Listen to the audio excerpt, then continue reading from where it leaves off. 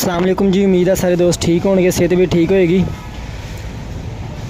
अज मकई रेट दे विच कुछ दिनों बाद तेज़ी देखने को मिली है, क्योंकि मिलों ने कोई 50-100 रुपए की तेज़ी की है। जोड़े कोई उधार वाले घर है ना, मिलों जड़ियाँ है वा, उन्होंने कोई 50 रुपए तो 100 रुपए तक मकई दे तेज़ी की। इस वजह तो मकई मार्केट कुछ बेहतरी सी। पिछले ईदों तकरीबन 1-2 दिन बाद छुट्टियां मंडी ने खुलियां। मंडी खुलने तो बाद तकरीबन कुछ मंदा लग गया, कुछ मौसमी सूरत हाल सी, तो इस वजह तो कुछ मंदा लग गया सीगा मकई में। लेकिन अज जो है वह कुछ सूरत हाल बेहतर सी मकई की मंडियां दे विच। ते ज़्यादा फसल होने की वजह तो यही सूरत हाल नज़र आ रही है कि रेट इत्थे ही रहेगा। लेकिन अगर कराची लग गया अज तो तकरीबन 21-22 तरीक तक या 25 तरीक तक ये फैसला हो जाएगा कि मकई बाहर जाएगी, कराची एक्सपोर्ट होएगी या नहीं होएगी। अगर कराची माल जान लग पिया, बाहर जान लग पिया, तो फिर ये तेज़ी आने के चांसिस है वा कि रेट वध जाएगा। तो अगर ना हुई सूरत हाल बनी बाहर जान दी, तो फिर हो सकता होर मार्केट डाउन हो जाए, क्योंकि गौरमेंट के हत्थ है इस टाइम मकई का मुस्तकबिल। अगर मकई का कोई फैसला हो गया, अगर जिमीदार के हक च बेहतरी चाहते हैं तो मकई उन्होंने चाहिए बाहर भेज देन, इस तरह बेहतरी आ जाएगी।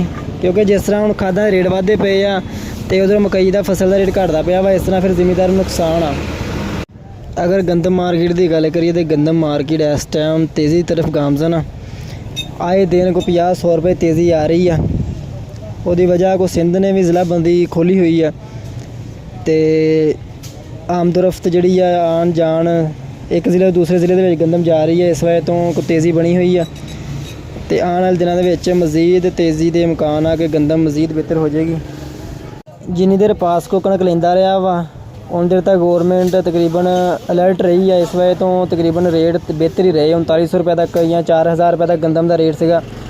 जिदन गंदम ने खरीदारी अपनी बंद करती, उस दिन तो हवावां ही होर लग गई कणक नूं कि रेट बेहतरी तरफ ज़्यादा ही हो गए। कुछ शुरू दिन तो ये उम्मीद की जा रही थी कि जिदन गौरमेंट ने आपका कोटा पूरा कर लिया, आपदा बंद करती, पासको ने गंदम लैनी, उस दिन तो बेहतरी आनी शुरू हो जानी है, ये हालात बेहतर हो जाने गंदम के।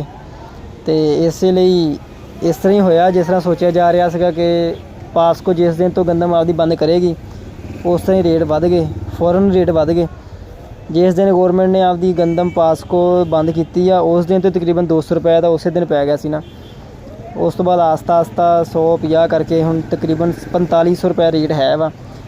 दुकान वाले 4500 रुपये रेट सेल खरीदारी करते पे, तो मिलों वाले तकरीबन को 25-30 रुपये उत्ते है रेट।